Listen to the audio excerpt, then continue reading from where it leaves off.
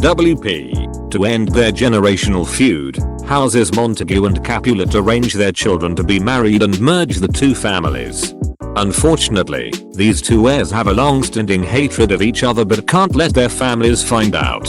It is Romeo and Juliet, a tale of forbidden hate. A tale of woe. A tale as old as time befell the two whose hatred reached its prime, when one-on-one. The lovers spit their bile but for their families plastered on a smile. "Oh, Juliet," he whispered in her ear. "Your face resembles, say, a donkey's rear." She answered, "If I may provide critique, your scent could knock said donkey out for weeks." Their barbs flew back and forth like this all day, and soon enough the wedding came their way. The families were the most overjoyed while our two heirs remained, at best, annoyed. They marched and waved as they walked down the aisle, a picture-perfect portrait of denial. The time came for the kiss. The crowd all hummed and Romeo grinned wide and flashed his gums. His lips approached mere inches from the bride when suddenly she shoved him to the side, the balcony. He tumbled far below and Juliet unleashed a feint. "Oh no." She ran to check if he was truly dead, then tripped and fell and landed on her head. The families exclaimed and wailed and wept for such a fate they just could not accept. But Romeo and Juliet are bound in death, you see. For they can now be found as ghosts united far above the earth, still trading barbs and insults for their mirth. It seems that even death cannot deter a hateful swear, a slander, or a slur. Romeo gasped for breath, his clothes clinging to his body, cold and unpleasant from his dive into the river water. It couldn't have been helped, however. Had the guards caught him at his task, he would have been surely hanged. Sarcastic applause broke out behind him. My, Romeo. I already knew you were detestable.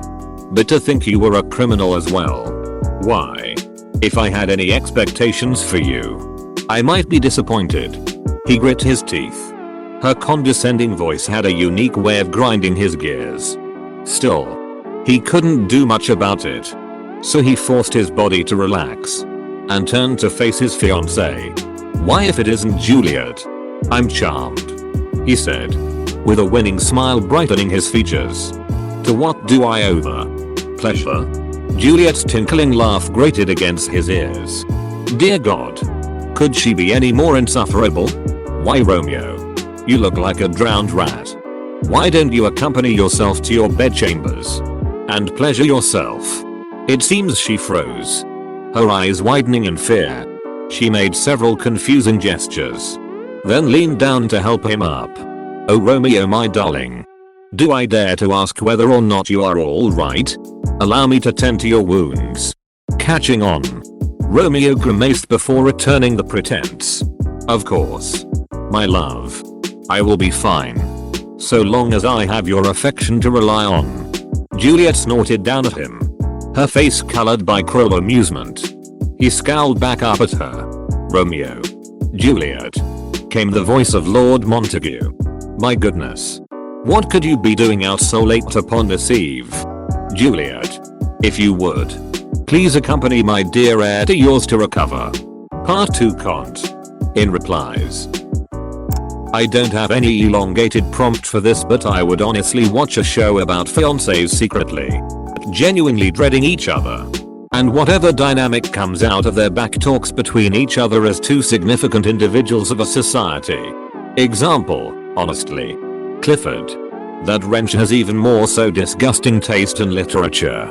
She believes that Constance's Dandelion Crown is the greatest piece of literature of this century. The Constance literally admitted to plagiarizing from the true writers of our time. His works are the least bit genuine to ever consider for any kind of quality. Yes, Sir Romeo. But do be on your best behavior. The autumn festivities begin in 30 minutes.